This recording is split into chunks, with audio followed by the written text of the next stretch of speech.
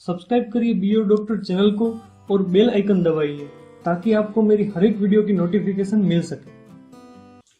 Hi everyone, I am doctor Bhumi Pabari और आज मैं आपको बताऊंगा सेफाड्रोक्सिल एंटीबायोटिक के बारे में।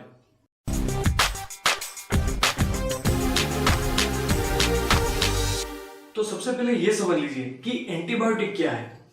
एंटीबायोटिक यानी कि जब हमारी बॉडी में कोई बैक्टीरियल इन्फेक्शन लग जाए तो वो इन्फेक्शन को ठीक करने के लिए, वो बैक्टीरिया को मारने के लिए जो दवाई दी जाती है उसे एंटीबायोटिक कहा जाता है। एंटीबायोटिक कई तरह की होती है और हर एक एंटीबायोटिक कोई ना कोई ग्रुप से जुड़ी हुई होती है। एक एंटीबायोटिक का ग्रुप है सिफालोस्पोरिन ग्रुप। वो ग्रुप में मेडिसिन आती है सिफिक्साइन, सेफोडोक्साइन, सेफ्ट्राइक्सोन, सिफाड्रोक्सिल, सेफुरोक्साइन, सेफालेक्सिन और भी कई सारी मेडिसिन ये सेफालोस्पोरिन ग्रुप में आती है।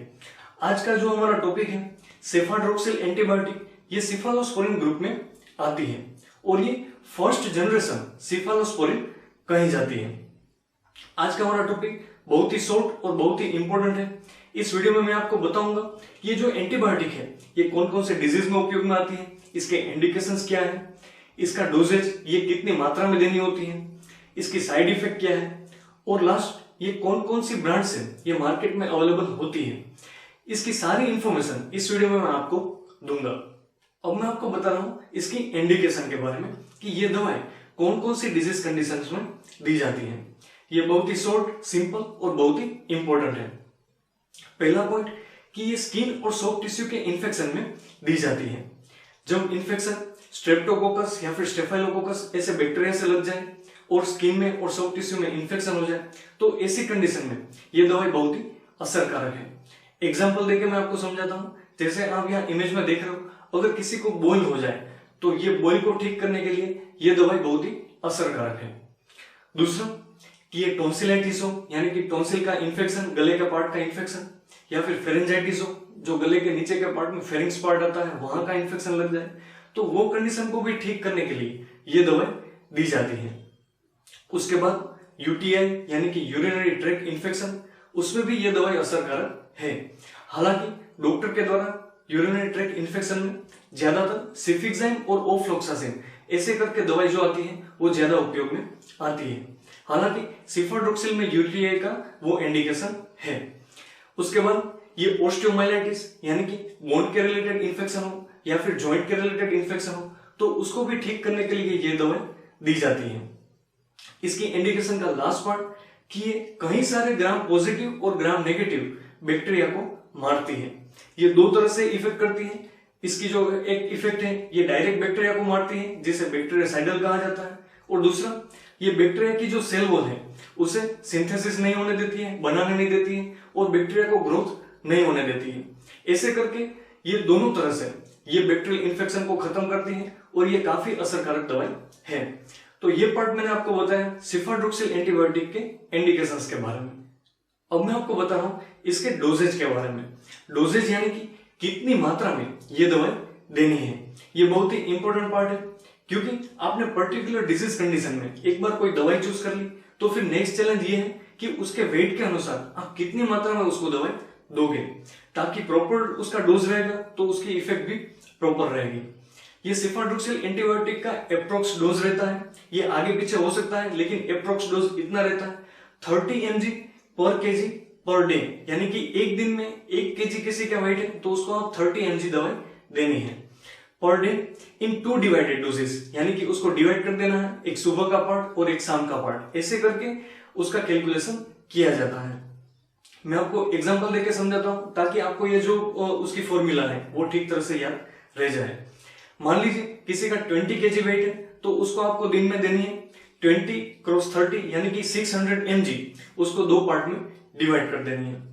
ये दवाई एडल्ट में इसका जो लास्ट डोजेज है वो 500 mg है। एडल्ट्स में ये दी जाती है 500 mg की जो टेबलेट है वो दिन में 2 बार दी जाती है। और मान लीजिए कोई बच्चा है 7 साल 8 साल तो उसको 250 mg का टेबलेट 2 टाइम दिया जाता है। बाकी उसका कैलकुलेशन ये फॉर्मूला के हिसाब से आप कर सकते हो। ये पूरा इंफॉर्मेशन हुआ इसके डोजेज के बारे में। उसके बाद इंपॉर्टेंट पॉइंट, इसकी क्या साइड इफेक्ट है, इसकी क्या एडवर्स इफेक्ट है। ये साइड इफेक्ट और एडवर्स इफेक्ट ये कोई भी दवाई आप दो तो ये जानना बहुत ही जरूरी है।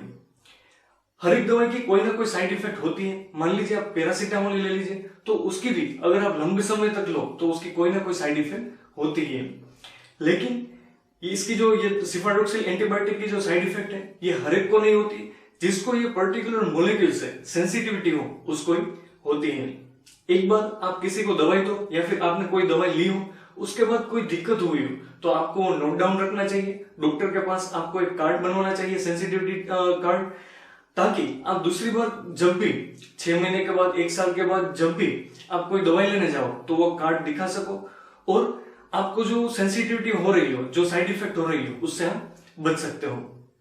अगर इसके साइड इफेक्ट हो, हालांकि बहुत कम रेशियो में होती है, लेकिन अगर किसी को हो तो ऐसी हो सकती है जिसमें नोजिया, वोमिटिंग, डायरिया यानी कि उल्टी जैसा लगना या फिर उल्टी हो जाना या फिर डायरिया हो जाना। इसके अलावा एपिगेस्ट्रिक डिस्ट्रेस यानी कि पेट में गड़बड़ सी लगना।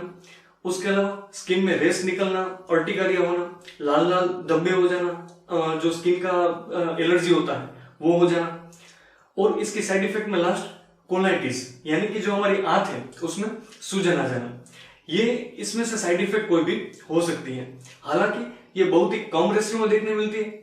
जिसको भी ये पर्टिकुलर मॉलिक्यूल से सेंसिटिविटी हो उसको ही इसके साइड इफेक्ट होती है। ये पूरी बात हुई इसकी साइड इफेक्ट के बारे में। अब इसका लास्ट पॉइंट, स्पेशल प्रिकॉशन, कि आपको ये दवाई देते क्या चीज जो है वो स्पेशल प्रिकॉशन में रखनी है। पहला कि अगर किसी को किडनी के रिलेटेड प्रॉब्लम हो तो उसको ये दवाई कितनी बेनिफिशियल रहेगी ये आपको जज करना है। दूसरा कि अगर किसी को आंत में सूजन हो, कोलाइटिस हो, तो उसमें ये दवाई अवॉइड करनी है। ये स्पेशल प्रिकॉशन इसमें रखना है। आज के इस वीडियो में मैंने आपको पूरी इंफॉर्मेशन बताई ये सिफाडोक्सिल एंटीबायोटिक के बारे में, जिसमें इसकी इंडिकेशन क्या है, कौन कौन से डिजीज कंडीशन में दी जाती है, दूसरा इसका डोजेज क्या है, और तीसरा इसकी साइड इफेक्ट क्या है। और एक चीज मैं यहाँ भूल गया, मैं फिर से मेंशन आपको कर देता हूँ, ये मार्केट में कौन कौन से ब्रांड नेम से ये अवेलेबल है। ये जो सिफाडोक्सिल एंटीबायोटिक है ये ड्रोक्सिल कंपनी से, ड्रोक्सिल नाम से आपको मिलती है 250 पावर में, 500 पावर में।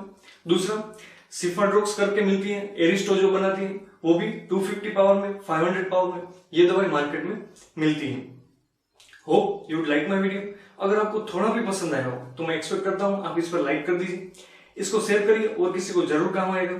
मुझे कमेंट करिए, मेल करिए, मैं पूरा ट्राई करूंगा आपको रिप्लाई देने का। और सब्सक्राइब किए बिना न जाइए। Thank you very much.